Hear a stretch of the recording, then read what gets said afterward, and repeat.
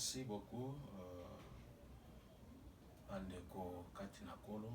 Tolingi to introduire émission na biso oyo kosangisa presque bakushi nyonso bakushi wana eza pona likambo etali le mariage. Nous voulons parler du mariage. Donc mariage wana ezali selon Nzambe parce que Nzambe nde moto asala mariage. Mariage euti na coutume te, mariage euti na bokoko te, mariage euti na science te, mais mariage euti epai ya Nzambe. Nzambe nde azali le seul créateur ya mariage. Ye nde azali le seul inventeur ya mariage. Donc mariage nyonso eko salema il faut elanda procédure ya Nzambe. Alors lelo toza juste na introduction. Introduction na biso ezali basé sur Genèse chapitre 2 verset 18. Oyo ezali koloba que Nzambe a prometaki Adam tango asalaki Adam na jardin. Nzambe a promettre Adam abi que amoni que eza malamu te, eza bénéfique te, ezali propre te pour Adam tikala bongo. Il faut à créer loko babengi yango libala po apesa Adam mwasi. Donc Nzambe alobaki yango na fitir. C'est pour dire que à ce moment Adam zalaki célibataire. C'est-à-dire que pour nakobala il faut moto azala célibataire. Ce que oza célibataire était que oza déjà engagé et kokoma difficile pour que okoka ko bala lisusu. C'est pour cette raison Nzambe yemoko na éternité Dieu lui-même fut célibataire. Nzambe azaki na mwasi te. Na éternité Nzambe azalaki yemoko. Tango pe aye ko créer Adam azalaki kaka yemoko. Azali na moto moko te, mais soki to mati na volet moko ya révélation to volet moko prophétique tokoya komone que Nzambe alingaki amekana no le premier mariage entre ye na Adam. Pourquoi na lobi bongo?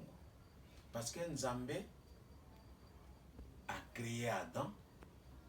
Tango a créé Adam, Bible lobi ete aye ko cohabiter na Adam po bazali sika moko. Awa naza na révélation wana kotalisa yo que tokoya kozonga ya le mariage spirituel et le mariage physique ndenge biso tozali komona bo. Kadi Nzambe tango a créé Adam a zui esprit na ye avandisi yango kati na Adam. C'est déjà un mariage. C'est-à-dire que a zui Adam lokola mwasi na ye d'une manière révélatique. A zui Adam lokola mwasi na ye parce que son esprit habitait à Adam. C'est-à-dire que Adam et Dieu basalaki un même corps. Voilà pourquoi kotanga na mokanda na Esaïe bazali koloba que ton créateur est ton époux. C'est-à-dire que oya kelio yekaka nde aza mobali na yo. Dieu a essayé le mariage avec Adam. Mais le mariage avec Adam n'a pas marché. Comme Adam a salaki mabe, Dieu l'a chassé. Et a djongi lisusu na état na ye ya célibataire.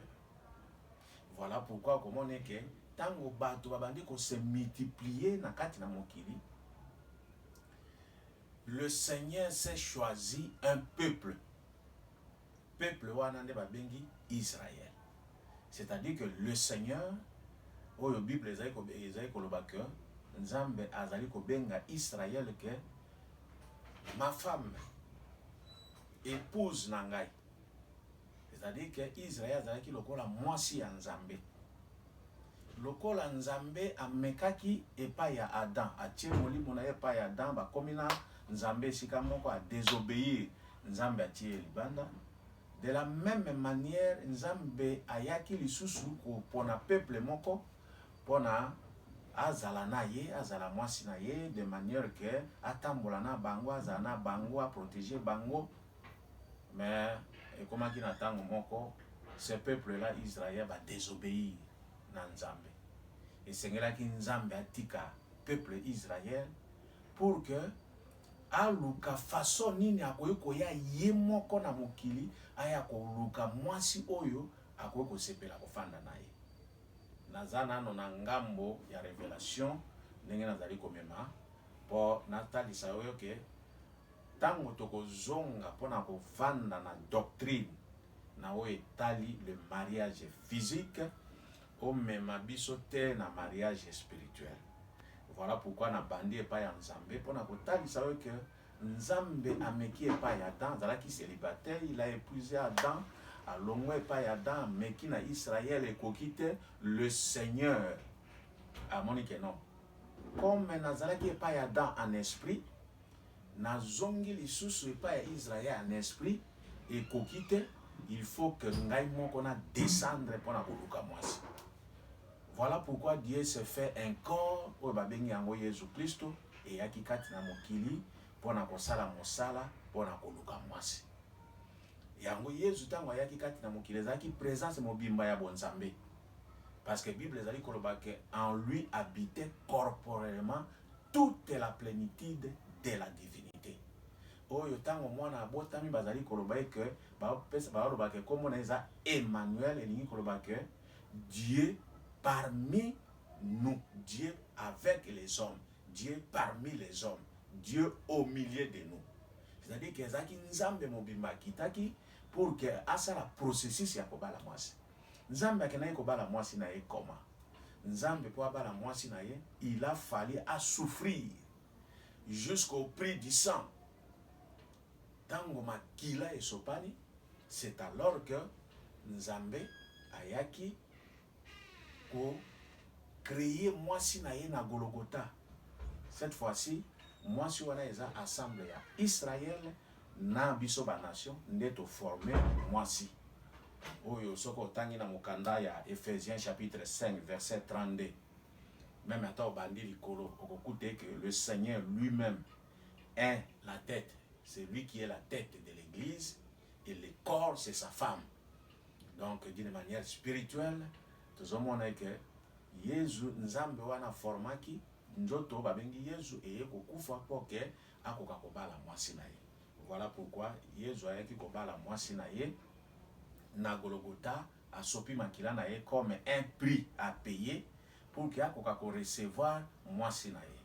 A recevoir mwasi na ye mokolo nini? Mwasi na ye azwaki ye mokolo nini? Parce que après Golgotha baye kolinyoso bazongaki na chambre haute. Lokola lakaki bango que le Saint-Esprit koya na kati na bango, to monier que mokolo ya Pentecôte, le Saint-Esprit est descendu pour être en communion avec les apôtres et tous ceux qui étaient dans la chambre haute pour permettre bango babima pour na kokende ko faire définir moi sur Yesu alingi kobala.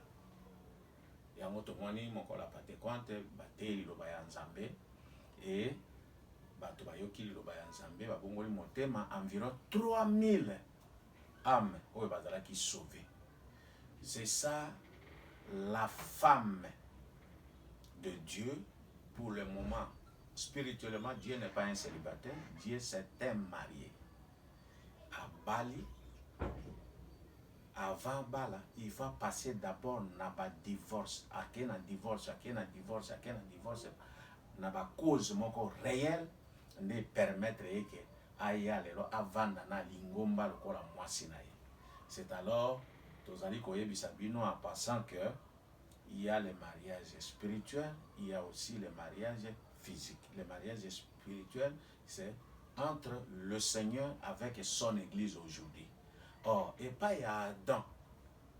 Adam comme azalaki célibataire, Nzambe a prometaki, il a fallu pe Nzambe wana akoka ko zuela mwasi, Adam mwasi. Nde tomoni que Nzambe ayaki ko zuela Adam mwasi o babengi ye Ève.